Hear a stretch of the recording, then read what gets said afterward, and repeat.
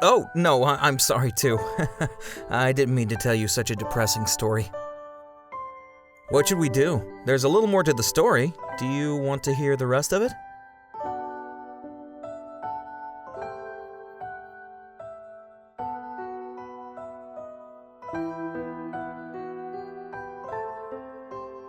That day, the day the old man died, I was supposed to be working on an experiment with him. We were prototyping an extremely small model of the gravity alleviator. What do you mean, why am I talking about that all of a sudden? Don't you remember? We've been trying to get to the moon using a cannon, right? But when a cannon goes off with enough force to send something to the moon, the payload has to withstand an immense impact. The force is so great that the initial acceleration would squash anyone riding inside the capsule flat. So, what do? We just need to give it the most gentle initial push that we can. But if there isn't enough velocity, it won't break Earth's gravity and we won't reach the moon. That was our dilemma. The old man had a plan though. We just needed to make the capsule being fired out as light as possible. That way, we could use minimum force, but still reach a high speed. It took the old man a lifetime to conceive the concept of the gravity alleviator. The logic behind it is pretty amazing. Everything has two sides, like light and shadow, or the north and south poles of a magnet. The same goes for the gravitational force that keeps us on this planet. There's an opposing force to gravity, the force that essentially pulls matter together. The old man discovered something he called a repulsive force that pushes matter apart. By generating repulsive force, you can negate gravity and bring an object's weight down to nearly zero. The old man went and made this astounding device that made this force. It was his life's work, a masterpiece. He showed me its interior workings and lectured to me about it, but it all went right over my head.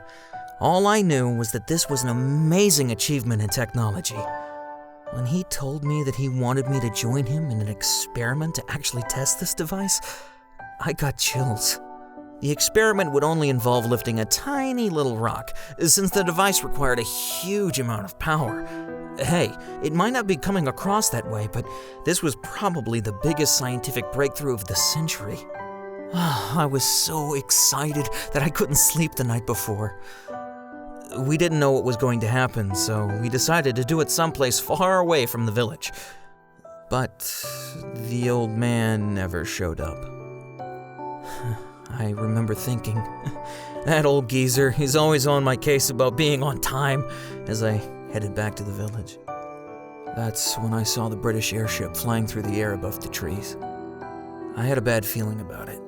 Maybe they dropped a bomb or something. And when I got to the village, it was worse than I could have ever imagined. Everyone I found, without exception, was on the ground dead. It must have been excruciating. Their faces had the most hideous expressions, but there was no trace of a bombing or any kind of fight. I realized that it must have been poison gas that did this to them. I really should have left the moment I figured out, but I wasn't thinking straight. Before I knew it, I was running right for the old man's house. And, well, as expected, I found him dead. He'd left some sort of note. He wrote a message for me in a shaky hand. I'll be waiting for you on the moon. Show them that all dreams can come true. That's all he wrote. The gravity alleviator was placed next to it. That's all the message said, but it was enough for me. The few remaining survivors and I dug many graves and gave everyone proper burials. The other survivors from the village had nothing but hate for the humans. They hated science for bringing about such a terrible poison. Someone started talking about revenge, and someone else mentioned that the leader of our people, King Delacroix, was going to start a final counterattack. They started talking about joining them, but I didn't go. They called me a coward and a traitor. I guess it was pretty cold-hearted of me, but I just didn't feel any sort of anger in my heart. I was sad, and that was it. Science. Something the old man and I had been striving and working to further had caused something like this. I didn't think it was right. I left my village and went around to many other cities. I wanted to find out what was happening and to think about what avenue of science I wanted to pursue.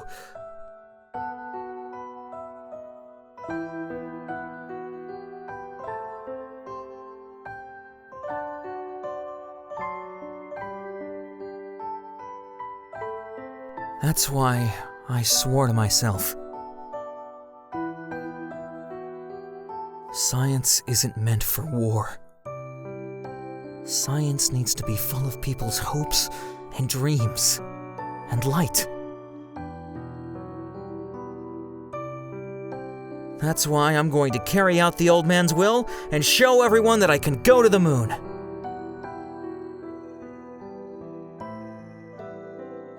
I'm going to show them how pointless it is to fight one another on this tiny planet. There's so much more we should be doing. If we all work together, with enough effort, we can even reach the moon. But if we hate and kill one another, take things from each other, seek revenge for past deeds, we'll just keep going through the same things over and over. I just want to shout at them that they can do so much better.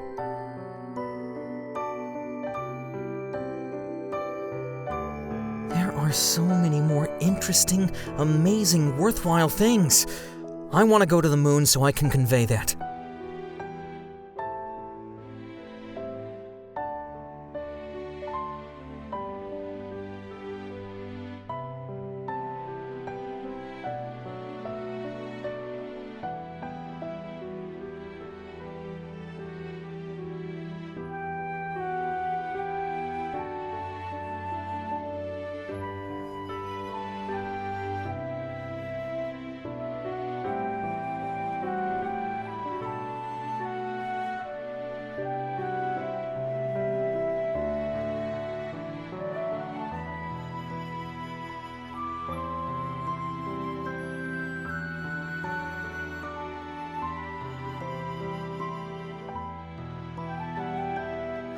You bringing that up now? All this I'm not worthy stuff. Besides, you don't get to decide that. I've told you so many times already that I love you.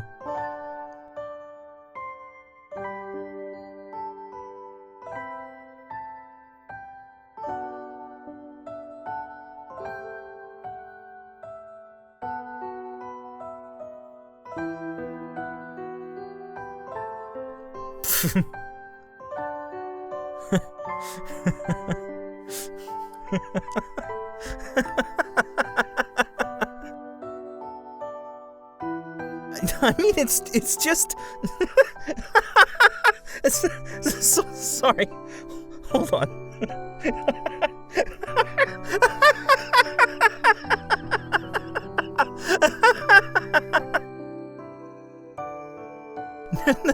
No, I didn't realize that you were so jealous of Lupin. Oh man, I didn't expect that.